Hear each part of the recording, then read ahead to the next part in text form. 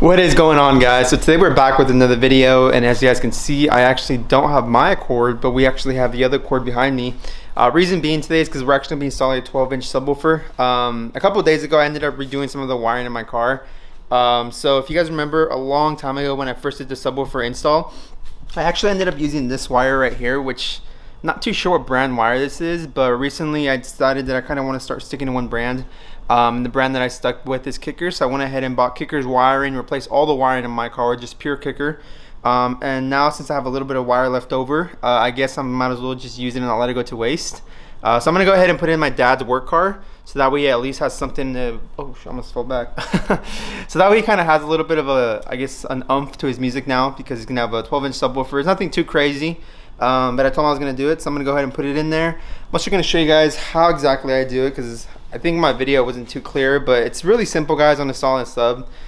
Just some of the main components you need are your power wire, your ground wire, an amp, RCAs, and your remote wire. So there's like 5 main components, which I'll show you each and every one of them. But yeah, guys, so hopefully you enjoyed today's video. Like I said, it should be a pretty simple install, nothing too crazy. I'm going to try to do it as quick as possible, just because I don't want to spend too much time in here. It's already starting to get hot in the garage. And if you guys know, I do live in SoCal, and it gets kind of hot now. So I'm going to try to work my way as best as I can, but also show you guys exactly what I'm doing. So hopefully you guys enjoy this video, and stay tuned.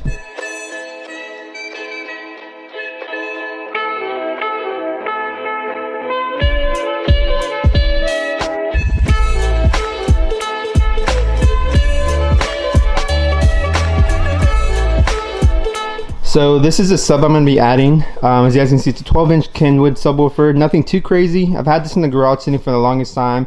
Figured today I might as well add it in just so it's not sitting here anymore. But yeah, this is going to be the sub we're going to be using. This is going to be the amp we're using. I'm not too sure exactly, once again, where I got this sub or this amp from. This has been sitting in my garage for the longest time, but I figured, you know what, might as well put it to use. But yeah, that's going to be the amp I'm going to be using. This is the power wire I originally had in my car.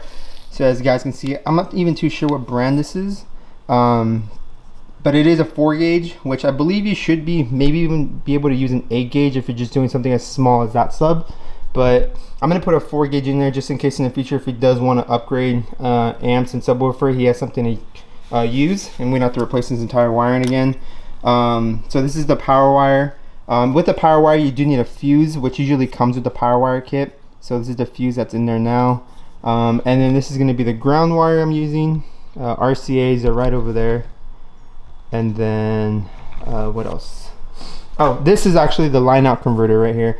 So as you guys can see, on one side you do have your speaker wires. These ones we will have to tap into the back speakers, and then from there we can actually plug a pair of RCAs right here, and the other pair is going to go to the amp, which are going to go, I believe it should be on the other side. As you guys can see right there. So that's basically going to allow the sub to communicate with the car using this. Super simple. But as of right now, I'm just going to quickly start doing some wiring. I'm going to show you exactly what I'm doing, and then I'll show you where I'm going to run this power wire through, because we do need to get it basically from this battery through the firewall and then to the interior of the car, which I don't think I can show you guys. I need some light. I'll show you guys in a second, but we're basically going to be running it right through there where those wires go. There should be an opening where you can run this wiring through. So real quick, guys, I'm actually going to replace this right here, because as you guys can see, this is very worn out and outdated. So I'm going to go ahead and cut it right here, rewire it, and put it into a brand new connector, which I did purchase this morning. You guys can see these are going to be my new connector for it. So I'm going to go ahead and use this red one just to match up. So this red one, I'm going to go ahead and cut this, which I'm going to use these tools. Cool. So as you guys can see, this is the new one right here, and this is the old one. Good as new. So now basically what I'm going to do is just run it to the engine bay. Let me show you exactly what I'm going to run it through. Okay guys, so if you guys can see it, it's going to be right there, that little black spot right there. Basically you pop that out and it allows you to run some wiring through, and that's going to lead to the interior of the car, which is basically going to lead to where this wire is right there. Right behind there, there's a slot opening. That's basically where the wire is going to come out from. And then from there, we can just run it underneath here, underneath these panels, and to the back.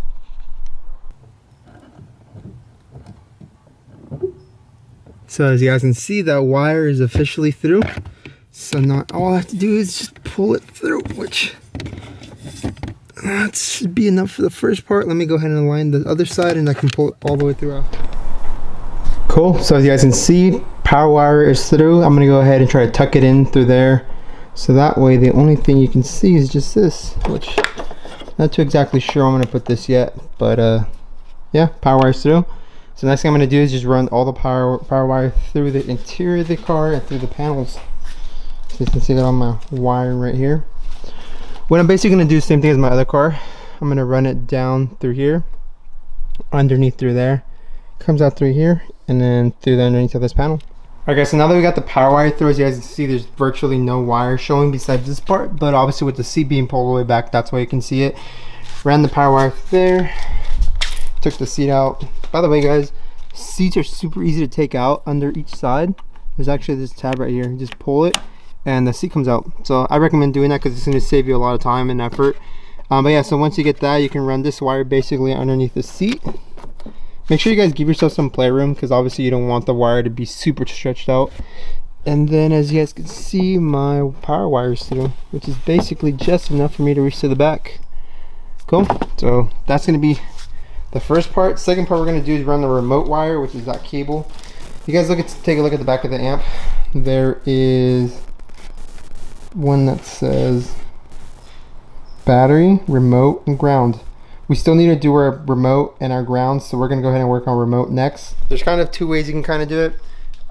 First and foremost, the officially way is getting a ATM, I think it's called an ATM connector. Basically what that will do is it'll connect to your fuse box underneath your dash. And the reason we're doing this is because this remote wire, the one we're connecting to now, it basically tells, oh actually you guys are a little dirty, hold on. So basically what this remote wire will do, it'll tell the amp to turn on. That will basically prevent the amp from turning on when the car's not on. So we do need to run another wire through. So this wire, once again, I'm gonna run it from the front of the car, except we're not running it to the engine bay, we're just running it from the interior of the car to the back where the amp's gonna be located. Easiest way to do this guys is basically what we will have to do is like I said, there's two ways. ATM fuse is the first way. That way, like I said, this connects to one of your fuses, and then from there every time your car turns on, one of the fuses will turn on, then telling this remote wire to turn on. Other way you can do it, and so wait, I'm gonna do it just because I don't have an ATM fuse connector at the moment, is I'm actually getting connected to my cigarette lighter. So if you guys ever noticed, your cigarette lighter only turns on when your car turns on.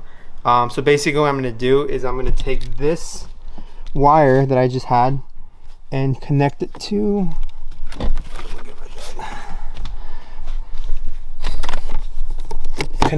that right there. But basically what I have to do is pop this out, and it'll give me access to my fuse, and I'm just going to go and splice into the fuse. Super easy. So let me go ahead and run the wire through first, and then I'll show you guys how I splice into the fuse. So guys, in order to save you time, a little bit of a hassle, if you guys already ran the power wire just like I did, what you can do to run this this remote wire through is basically just tape it to it, pull a little bit of the slack back, and then from there you can just go back to the other side and pull it straight through. This is gonna have to prevent you from having to figure out a way how to run this wire through because it's so thin that it just bends, whereas this power wire is a lot thicker, so when you push it through, it actually goes through. So as you guys can see here, I went ahead and taped it, and all I have to do now is go on the other side and pull it through.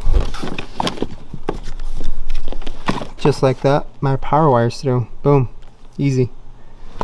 So as you guys can see, I actually took the center console out. Pretty simple to do. This piece just pops off with a little bit of pressure. There should be a screw right here, and right here you need to take off. As well as inside the ashtray, you actually need to pull out that little, where'd it go? The little piece that says not an ashtray. Actually, I guess it's not an ashtray because it states that it's not an ashtray. Anyways, you got to pull this out from the inside of this, and then from there you'll actually see that there's two more screws holding it in right there. So once you get that piece out, pretty simple. As you guys can see, this is our cigarette adapter. I'm gonna go ahead and cut this one and do the same thing and tap into it.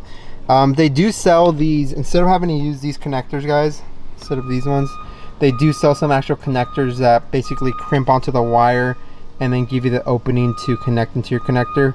I should have bought those at the store this morning, but it completely slipped my mind, and these are the only ones I have at home right now. So I'm just going to go ahead and use these for now. But like I said, to make your life a whole lot easier instead of cutting all these wires, I forgot exactly what they're called. I'll link them down, or I'll put a little slide note right here stating exactly what they're called. So save you guys a little bit of time instead of having to use these butt connectors, because these things kind of annoying to use. But yeah, so they're going to work out for me just fine. I'm going to go ahead and splice into it, and I'll show you guys once that's all done. So as you guys can see, that is spliced in all together. Ran the wire underneath here. I'm going to go ahead and just, whatever wires left, I'm going to go ahead and tuck inside, and then I'm going to go ahead and put this back, and this part should be done. So now I'm going to go ahead and work on the amp after. Cool. So the ground wire is in. I did put it on the seatbelt bolt. Did scratch off some of the paint right here underneath the bolts, so it makes better connection. And as you can see, my ground wires right here, power wire and remote wire. And as you can see, all these wires besides the ground wire go through to the front. So I'm going to start working on the back. Basically what we're going to need to do is, let's go ahead and see your speaker right there. You're going to need to go into one of the back speaker harnesses. So I'm just going to go ahead and go into that one. Alright guys, so as you can see, I connected my line out converter to my rear speakers. So you do have to do left and you do have to do right. Left side is going to be on the 2300 cord. It's blue with black and blue with, I believe, is yellow. And then right side speaker colors, same thing, you can pull them out through here. I believe it was pink and blue and white, I believe, for the speakers. I just connected them using a butt connector, so now they are tapped into my rear speakers. So all I need to do now is basically connect my RCAs from this line out converter over to my amp using RCAs. Alrighty guys, so basically on the home stretch here, so as you guys can see, I connected my power wire, ground wire, and my remote. Originally I was planning on using some of these, but unfortunately I didn't have a big enough one for the power or the ground, or else it would have looked like the one that the remote's on right now, where kind of just the wire goes in and then I can put the fork inside. But for now I'm going to do this until I can go get some bigger ones. So last thing I'm going to do is connect my RCAs from the line out converter to the amp, and then connect my battery back together, and we're going to go ahead and test it out. So once I have all that done, we will be finished. Alright guys, so as you can see, the subwoofer is in. Everything is connected to the sub. You guys can see RCAs are connected. RCA goes from amp to the line out converter, and then from the sub you have a speaker wire that goes to the other part where, I don't think I showed you guys that part. Yeah, right there, speaker wire straight to the sub. So everything's pretty much connected. I did turn it on to test it out, and guys, whoops, it's tripped. Guys, let me tell you, it's pretty insane. Unfortunately I can't really show you guys too much, because if I start playing music on YouTube it copyrights my video. But to be honest guys, like, I think it hits a little bit harder than my car. I believe, I want to say that was a 250 watt RMS subwoofer. I don't know what the peak power it is. The amp is like a 1500 watt amp, which I don't think it is. I don't think it ever goes that high. But even then I did have to turn the, like, I did have to adjust some of the settings on the amp itself, because it was just hitting way too hard. And guys, I can't even believe it. It's like, I didn't expect it to be that hard. I'm assuming it's because it's still at its peak power, but once it settles in, just a regular RMS, it'll adjust. But as of for now, I'm pretty happy with the way it came out. Hopefully my dad's happy about it, because he's been bugging me about this for the past couple months. And you know, today I finally had some time. Actually I had all this wire laying around, so I put it in his car. And yeah, so as you guys can see, it's pretty easy to do. If you guys did want to do this to your car, like I said, I highly recommend doing it. Just make sure you guys do your research beforehand. Like I said, there are a couple of main components you do need. If you don't have an aftermarket radio that has the outputs for a subwoofer in it, you do need that line out converter. The one I had was like an SNI 35, but they're called line out converters. But yeah, so like I said guys, you do need a couple of main components. You need your power wire, which like I said, I recommend sticking with the 4 gauge. Usually that's pretty standard, I believe. Ground, which my ground I connected to the chassis of the car. the remote wire, which I connected to that cigarette part, or like I said, you can actually connect it to your fuse box, but that requires a couple of extra parts, which obviously I didn't have today, so I just went ahead and grounded or wired it into that. And then your amp and your subwoofer. That one I'd recommend probably doing a lot more research on, because you want to make sure you get the correct one. But other than that, hopefully you guys enjoyed today's video. Like I said, pretty simple install, and anybody can really do it. You just got to take a lot of time. I did this actually took me about an hour and a half, believe it or not, because there was a lot of wiring that I had to run through the car. The wiring's kind of what takes the longest. Everything else is pretty easy. But other than that, guys, hope you guys enjoyed this video. If you did, make sure to hit that thumbs up button. And other than that, I'll see you guys in the next one. Later.